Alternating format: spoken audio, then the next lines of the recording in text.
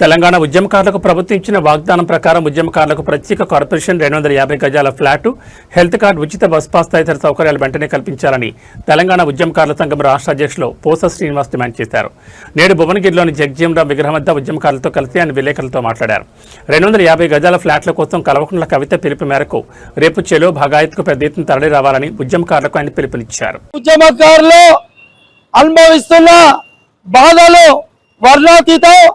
వాళ్ళ ఆరోగ్యం చెడిపోయి ఆసుపత్రిలో పడితే కూడా ఇవాళ ప్రజాప్రతినిధులుగా చూసే పరిస్థితి లేదు. ఇవాళ కాంగ్రెస్ ప్రభుత్వాన్ని ఒకటి డిమాండ్ చేస్తా ఉన్నాం.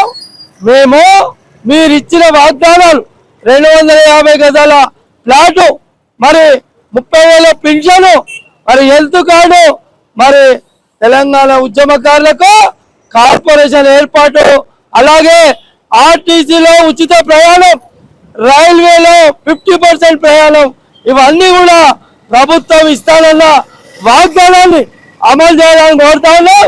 రేపు మీరు 250 గజాల ప్లాట్ ఇవ్వకపోతే 350 ఎకరాల భూమి బాగాయత్లో ఉంది. అది రేపు కబ్జా చేస్తాం. మరి చెలో కవిత గారు పోరాటం చేస్తున్నారు. అలాగే ఉద్యోగాలు